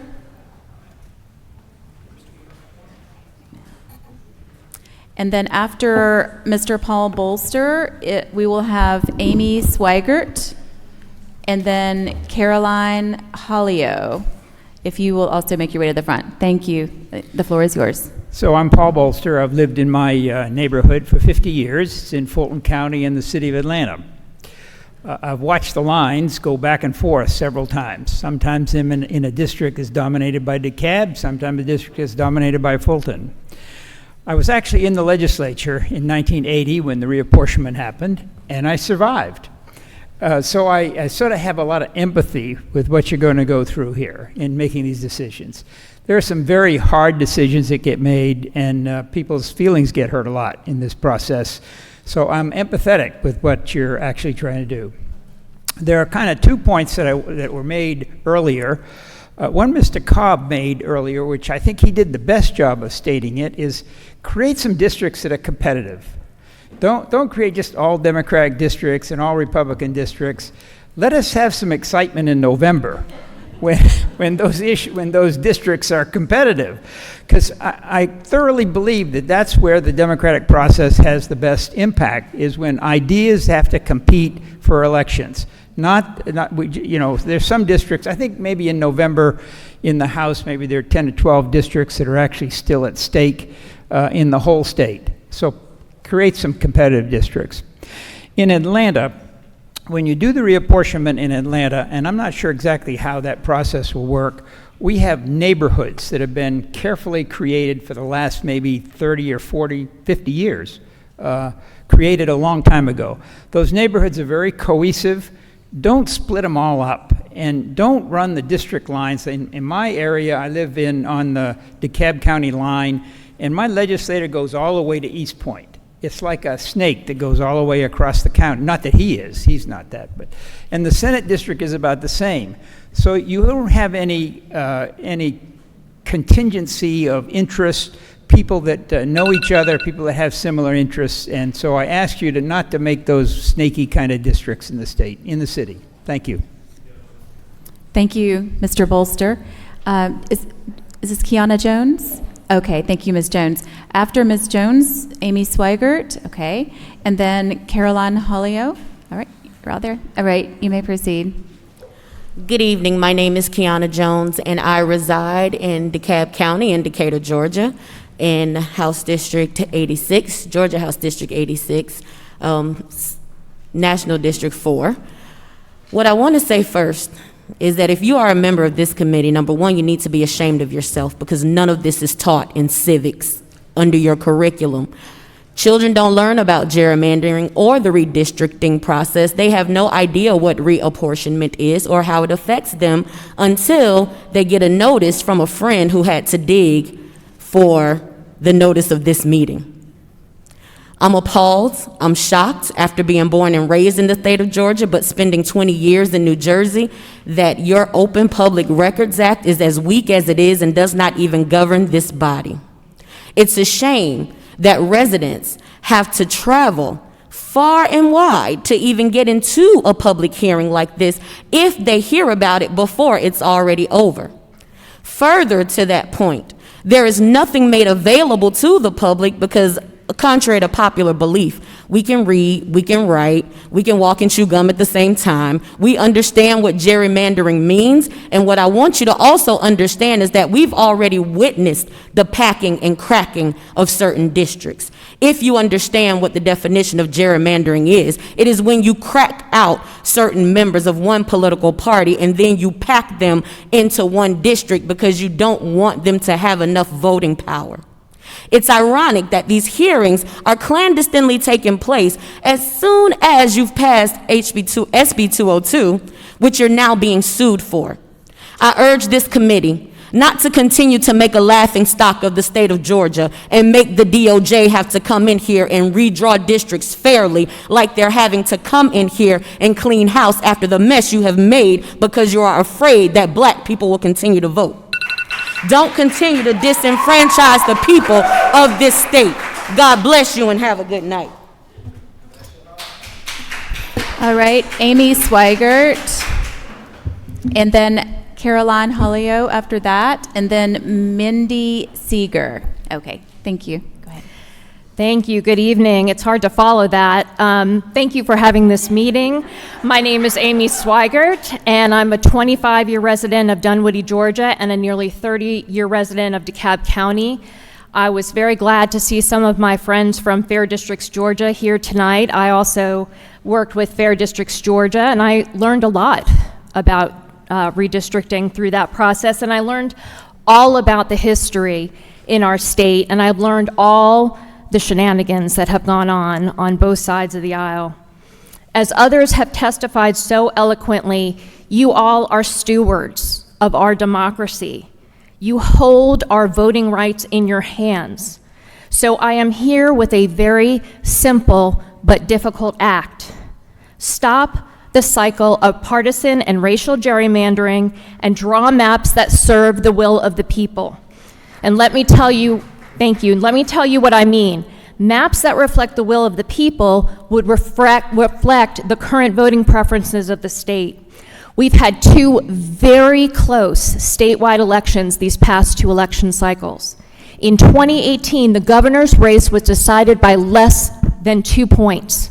The lieutenant governor's race was decided by 3 points. The Secretary of State's race went to a runoff. The 2020 elections were just as close. If our maps truly reflected the will of the people of Georgia, our state legislative map would be more evenly split rather than being dominated by one political party. Maps that serve the will of the people would keep cities with populations lower than 60,000 intact as communities of interest. Did you know that the city of Lawrenceville, population 30,000, is currently represented by 5 different state house reps and 3 different state senators? Yet my city of Dunwoody, population 50,000, is represented by 1 state senator and 1 house rep. Who decided that? Let's keep our cities together. And so I end by just asking you one simple question. What will you do? What will be your North Star? Will you serve the will of the people of Georgia, or will you serve yourselves? We're watching. Thank you. Thank you, Ms. Swigert. Caroline Helio is next, and then Mindy Seeger, and then Vivian Moore will be after Ms. Seeger. Okay, the floor is yours. Good evening. My name is Caroline Holko, Holko. And I would like to ask this committee to consider looking into the program from Tufts mathematicians called Metric Geometry and Gerrymandering Group. And this is a cutting-edge mathematical model that allows you to create districts that are competitive, compact, and fair by using the geography and an advanced modeling system to create districts that are reasonable and competitive. I would also like to echo the many calls this committee has received for full transparency. It's a little bit upsetting to realize that open records doesn't apply. Like, how is that even possible? That open records does not apply to the thing that determines our representation. It is something definitely worth looking into. Metric Geometry and Gerrymandering Group. It is a project of Tufts University, which is noted for its mathematics department, and obviously leaders, and they're conducting seminars and learning opportunities all over, and I will follow up by email to the committee with the appropriate links. But given that I just found out about this meeting this afternoon, I'm a little more underprepared than I would ordinarily like to be. I hope that you will continue to seek public input, that there will be more meetings in the metro area, and in particular that there will be more meetings online with things like closed captioning and alternate language services. And I just hope that you will consider that the people of Georgia are depending on you to do a good job. So please take that responsibility seriously, and please keep the process transparent and fair so that we can all live in the best Georgia possible. Thank you. Thank you, Ms. Holko. Mindy Seeger is next, and then after that, Vivian Moore, and then Elizabeth Sullivan. Good evening. Thank you, committee, for being here and for taking the time. My name is Mindy Seeger, and my numbers are CD6, HD45, SD32, and SB, which is School Board 05. To say that is to say that my vote is very precious to me. I'm also very disappointed to see that my representative has walked out of this meeting, and I'm hoping not adjourning for the evening, that he takes the time as seriously as I do. I lend my time, talent, and treasure to a number of groups and organizations who work tirelessly to strive towards a more fair and just community, state, and country. Two of the groups that I'm very proud to work alongside with are a grassroots organization called No Safe Seats and the DPG's Veterans and Military Families Caucus. Protecting these voters' rights is very important to me. You are bound constitutionally by the 1965 Voting Rights Act to a litany of rules. But are you aware that more recently, in the 2016 Georgia legislative races, were some of the most, of which some of you may have competed, were the least competitive in the country, with 81% of the legislative seats going uncontested as a result of partisan gerrymandering. There are a number of groups that work tirelessly to change that, and for those of you who are listening that are considering running in these uncontested districts, I urge you to please do so. Safe districts that have non-competitive elections rob those voters of their constitutional right to elect their own representatives.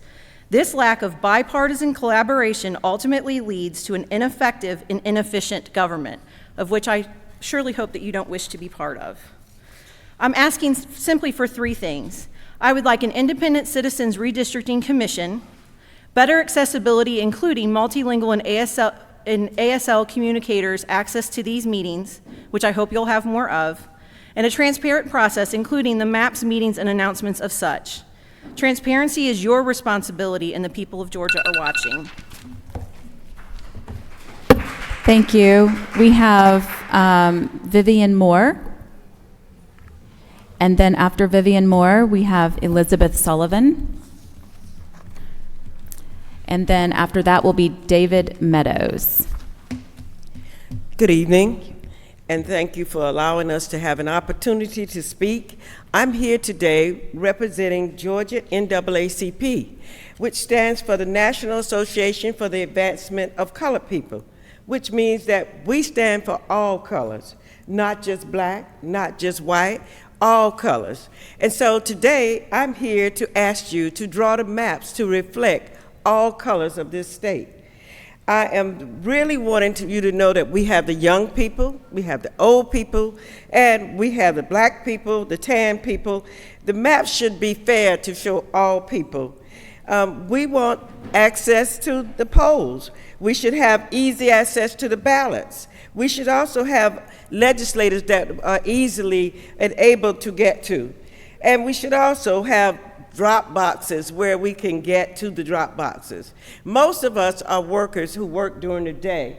And if you're working through the day, there's no way you're gonna get downtown Atlanta or anywhere else by 5 o'clock to go and use a drop box inside a building.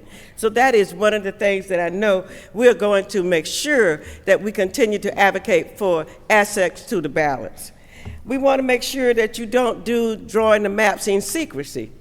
We don't need secrets. Secrets is what got us in trouble.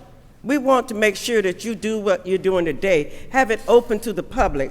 People need to know exactly how the lines are being drawn. This will affect us for the rest of the, next 10 years? So in 10 years, we want to know how that map is drawn, not that you came up and cut it like you cutting a pizza. This is people's lives. So knowing that, we ask that you be fair, we ask that you educate, and we ask that you be honest. Don't draw the maps to just for your personal needs. Draw the map for the people's needs. So here today, we're asking that you be fair and educate our people. We are here to stand for the people. So again, thank you for giving us the opportunity, and we ask you to come and join the NAACP of the state of Georgia. I'm the Political Action Chair, and my name is Vivian Moore. Thank you. Thank you, Ms. Moore. All right, Elizabeth Sullivan. After that, we'll have David Meadows, and then we will have Candace Walker. Good evening. My name is Elizabeth Sullivan. I was born in Augusta, grew up in Columbus, and I've been a resident of Atlanta and DeKalb County for the past 35 years. I've never done this before. I hadn't planned on it, and I apologize for my ineloquence. I am concerned about all of the unfair and frankly illegal changes in the voting that y'all enacted this year following the 2020 legal election. I want to say that gerrymandering is unethical. I would like a nonpartisan independent commission to set the redistricting boundaries, and don't use redistricting to suppress the vote. Thanks for your time. All right, thank you. Next, we have David Meadows, and then Candace Walker.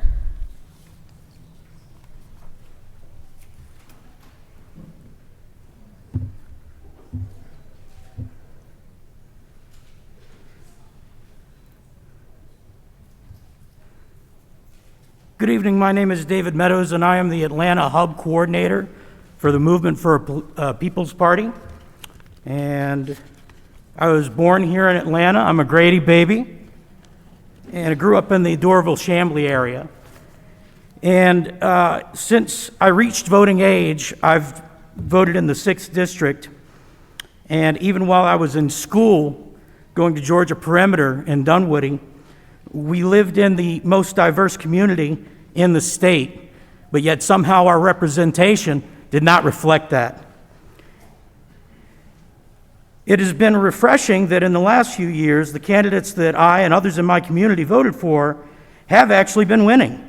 And this is proof positive that the community is having more say in their representation, and that's a good thing. Nationally, both major political parties have exploited redistricting throughout the country to benefit partisan agendas. However, here in Georgia, we have a system where the conservative legislature has the unethical privilege to choose their voters. It is my fear, and others in my communities, that lines will be drawn. I apologize for losing my place. It is the fear that now my community's voice is loud enough to be heard. Lines will be drawn with the intended goal of silencing us. We will not be silenced. To avoid even the appearance of impropriety, it would be in best interest of this committee to be replaced by an independent, nonpartisan, not bipartisan, because when bipartisan deals between two corporate parties are made, working people get left out in the cold. A nonpartisan group to be put in charge of the districting in the state of Georgia. Thank you for your time, and have a great day. Thank you. And lastly, we have Candace Welker. I'm going to check. Has Devonta Sullivan or Curtis Williams come into the room? No? Okay. All right, you may proceed. Good evening. Thank you, Madam Chair and Mr. Chairman, for allowing me to speak. I don't have anything written. I am just speaking from the heart this evening. We have all come and asked for transparency, so I'm, co-echoing that request for transparency. I'm co-echoing, also asking for additional public hearings as well, and as much clarity on how these maps and districts are going to be drawn. It's important for all of you who are in the legislature to realize that you are being watched. And at the end of the day, you work for us. We put you in office to represent us and our needs. If these maps are not reflective of our needs, we will then have no choice but to find representatives who will work for us and who will draw the lines accordingly. And so we're asking for those of you that didn't have competitive races and had, districts that were drawn to your liking and you were able to retain your seats. We're asking you for clarity now, and if you can't give us that clarity, that might not be the case. We are in a fight for our rights, for voting rights, and we are in a fight for fair districts.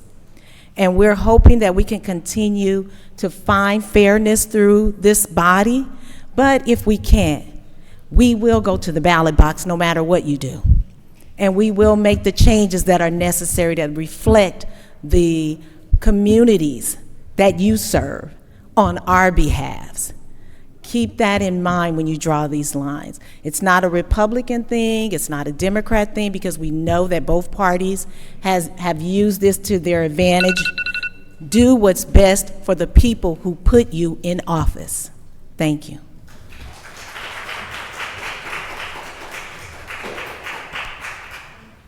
Thank you very much. And I just want to check one final time for the two people whose names were called, who did not come forward to speak. Devonta Sullivan and Curtis Williams. Okay. All right, so that's the conclusion of our public commentary. Mm-hmm.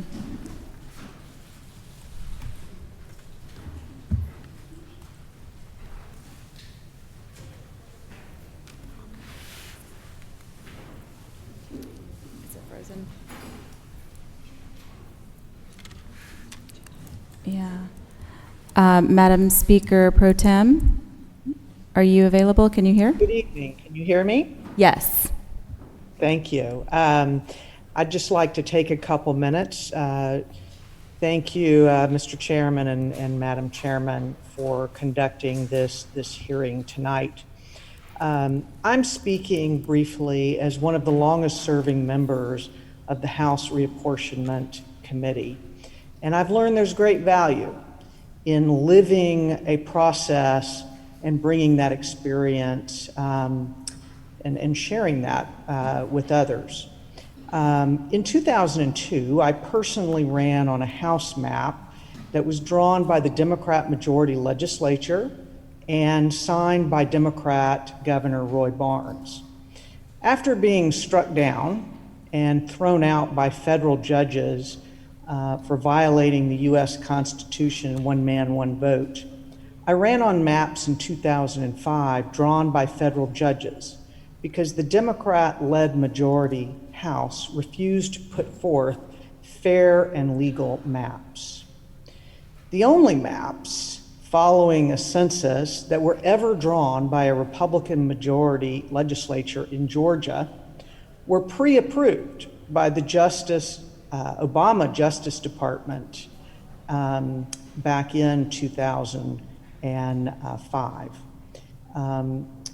I have every confidence that the Republican majority legislature will once again conduct a process that takes into account the complexities and fullness of Georgia communities and its residents.